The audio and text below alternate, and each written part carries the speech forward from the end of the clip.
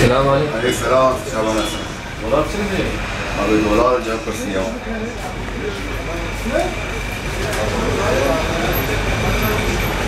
Abi dolar çok az iyi. Ya her şey ne satı şey. Tamam var. Bence var. Abi bir dolar her şey ne satı şey. Piyasa, abi piyasa dolar işte ihtiyaç rahatı ve kasına akınamış.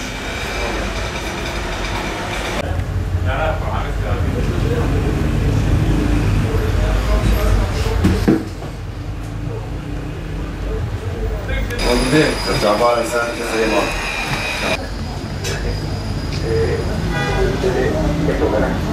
Valla herhangi bir şey yapmıyoruz gördüğünüz gibi 24 saat içeride oturuyoruz. Millet alacak gücü kalmadı. Fiyat tavan yaptı, ne alacak? Yani kimse alamıyor. Bir çeyrek 180 milyardan 320 milyon olmuş. Alma gücü kalmamış yani. Yani piyasayı Allah bula vermişler. Çeyrek şu an geçen sene 160 liraydı. Şu anda 320 lira. Yani artık millet kimse alacak gücü kalmadı. %100 fark etti yani fiyat. Ondan dolayı yani gördüğünüz gibi oturuyoruz. Vallahi böyle beklenti diye bir şey kalmadı. Yani televizyonda izlediğimiz kadarıyla 5.000'i bulacak diyorlar. Zaten millet oturuyor. Bundan dolayı da ne alan var ne satan var yani. Gördüğünüz gibi artık toptancı satmıyor, ne alıyor. Biz akşama kadar oturuyoruz burada. Selamünaleyküm. Aleykümselam. Abi Kamari ye kutusu haftaya hafta. Frutna bey. O da abi alışaman hatı. Fiyatın kırabiye mi kalmışsın?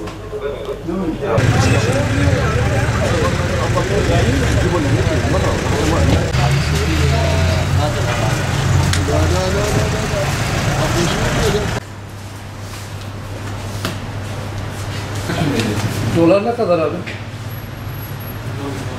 Dolar ne kadar abi?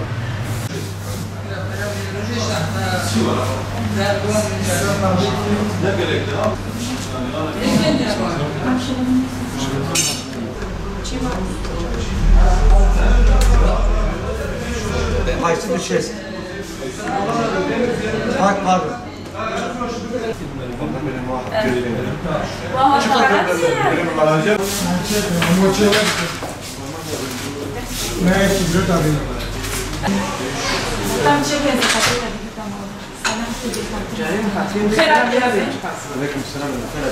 Tamam mı?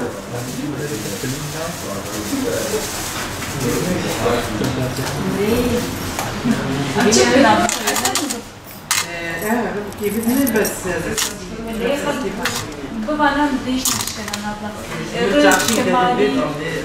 رش كمالي وشيلك İbrahim abi aslında kadar? abi atladık gel. Abi size çağırdı kıranı. Müşteriler çekildi ki kuşlu veya büyüklerine falan çekildi. Ana müşteriler Diğer bir ya usulesi Ya son süreçteki dövizin artması tabii ki de tüm sektörleri olumsuz etkilediği kadar bizim sektörü de etkiliyor. Tabii ki burada bir piyasanın bir olumsuz etkilenmesi söz konusu. Bunlar külliyen zarar yani doların yükselmesi her anlamda. Bütün sektörlerde olduğu gibi oyunculuk sektörünü de olumsuz etkiliyor. Piyasada bir tedirginlik söz konusu, bir güvensizlik ortamı mevcut. İşte siz de görüyorsunuz mesela biz kendimiz normal şartlarda iş yetiştirmezken şu anda istiyorsan siz kameradan da gösterebilirsiniz. Sinet bağlıyoruz. Doların yükselmesi her anlamda bizim için kötü. Bundan yaklaşık 20 gün önce 4 milyon. Şu anda 4.900, dün 4.700 lira.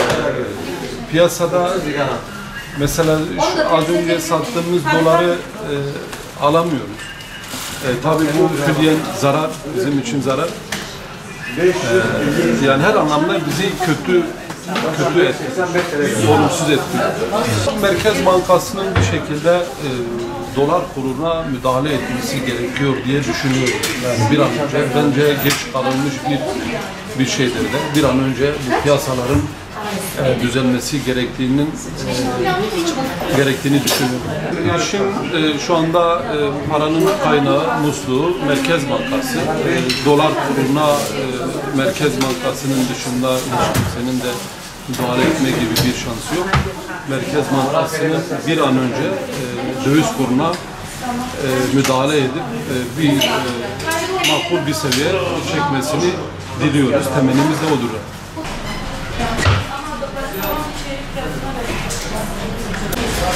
Normal bir kullanabileceğiniz mi? Efendim?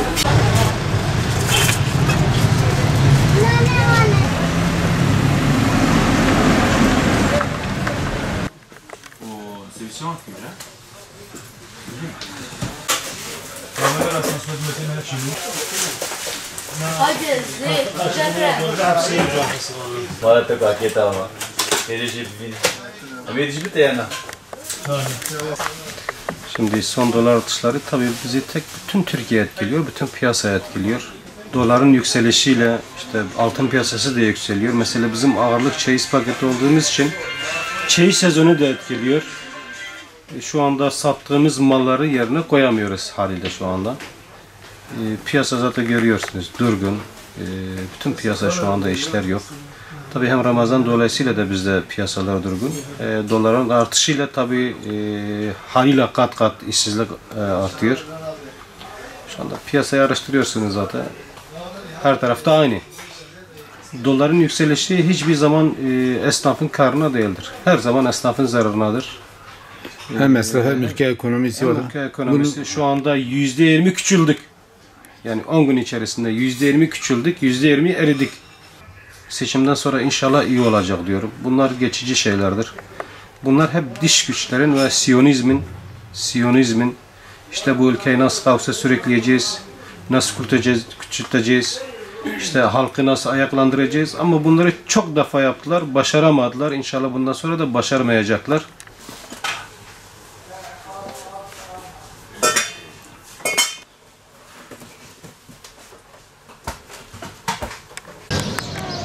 Hadi gidelim. Yani gidelim lan.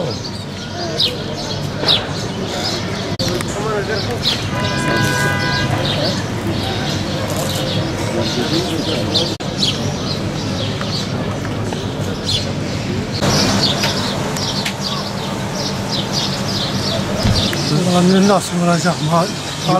Alıp başını gidiyor. Ne olacağı belli olmuyor. Fakirler zaten ezildi, zenginler de yükseldi gitti.